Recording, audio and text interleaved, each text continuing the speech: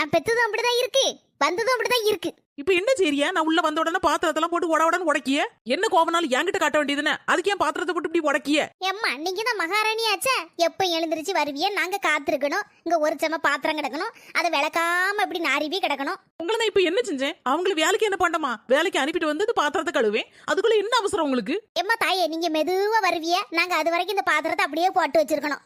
நான் என்ன பாத்திரத்தை கழுவ மாட்டேன்னு சொன்னேன், வந்து கழுவுதானே சொன்னேன். அதுக்குள்ள ஏன் இவ்வளவு கோவப்படுறீங்க? ஆமா, நீ எப்ப வருவேன்னு நான் பாத்துட்டு இருக்கேன் அது வரைக்கும். இந்த மனுஷனுக்கு காது கேட்கா, தண்ணி கொடுத்தாலும் போலாம்னா கேட்காரா? மகன் இருக்கும்போது பேசாம இருக்குது, இப்ப மகன் வேலைக்கு போயிட்டாருல, நம்மகிட்ட சண்டைக்கு வருது. ஆமா, நான் என் மோவன் போறேன்னா உன்ட சண்டைக்கு வரேன். எனக்கு வேற வேலையே இல்ல. உங்க அம்மா நான் போன பிறகு அதை செஞ்சுட்டா இதை செஞ்சுட்டா அப்படி இப்படின்னு எல்லா கதையும் சொல்ல வேண்டியது என் மோவன்ட்ட. நீ நல்ல இலக்கி கொடு என்னை பத்தி என் மோவன்ட்ட.